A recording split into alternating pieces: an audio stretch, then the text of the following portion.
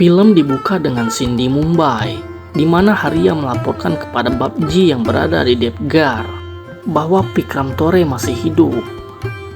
Babji yang mendengar hal itu pun langsung terkejut. Haria dibunuh oleh seseorang dari belakang dengan menggunakan sebuah silet. Babji yang mendengar Vikram Ratore masih hidup segera membongkar kuburan Vikram Ratore.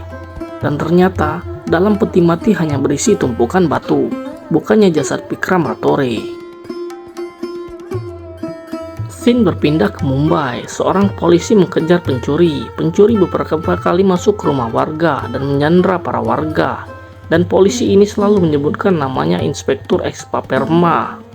Dalam setiap menyandra warga, pencuri ini selalu mengambil perhiasan dan harta dari para warga. Para warga yang diresahkan oleh pencuri tadi mendatangi kantor polisi dan meminta pertanggungjawaban dari Inspektur SK Parma. Namun ternyata Inspektur Parma yang mereka temui adalah komplotan dari para pencuri.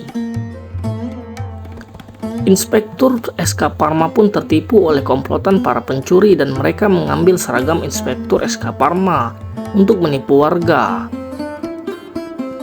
Di dermaga dua pencuri tadi yakni Sipa dan temannya Tuji sedang membagi hasil curian.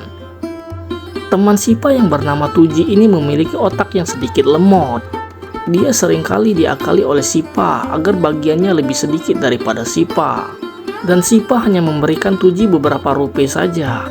Dan itu pun untuk membeli roti dan teh untuk mereka berdua. Kemudian Sipa melihat gadis cantik melintasi di depannya.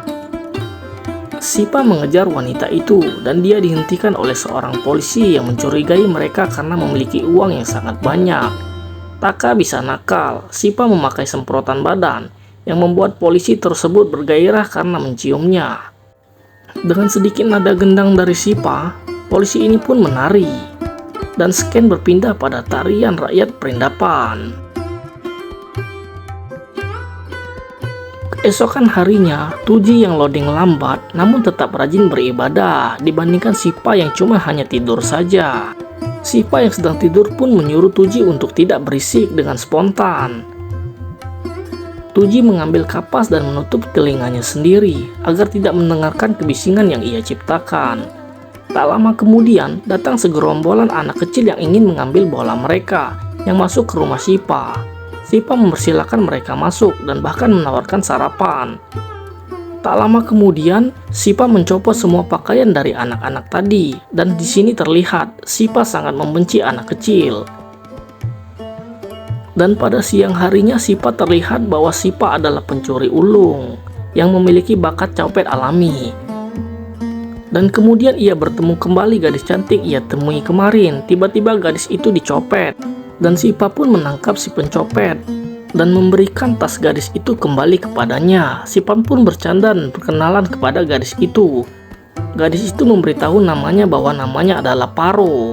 Sipa mengatakan kepada Paro bahwa dia akan mencintai Sipa dan mengatakan bahwa Paro akan memikirkannya selama 24 jam berikutnya. Setelah itu Paro menjadi sering melihat Sipa, mulai dari restoran, tempat parkir, bahkan pengangguran orang yang lewat di depan mereka. Paro pun mulai berpikir bahwa dia mencintai Sipa karena sering melihat Sipa di mana-mana. Ya, padahal akal-akalan Sipa. Siang harinya Sipa mendatangi rumah Paro. Di sana ada acara pernikahan dari kakaknya Paro. Di dalam rumah Sipa melihat semua orang layaknya perhiasan berjalan. Kemudian Sipa mendengar seorang istri yang sedang congkak kepada suaminya dengan keadaan tidak baik. Ada satupun dari tamu yang datang meminta berkat kepadanya, tapi hanya kepada sang suami. Sipa yang mendengar hal tersebut memanfaatkan keadaan agar bisa leluasa di dalam rumah. Ia pun meminta berkat dan sang istri yang karena senang menyambut Sipa dengan hangat.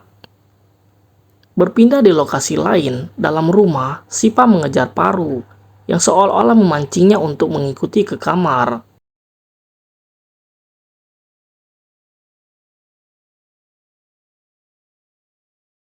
Namun saat sudah dalam kamar, ternyata ia sudah ditunggu oleh satu kompi saudari keluarga Paro. Dan tarian ala perindapan pun dimulai.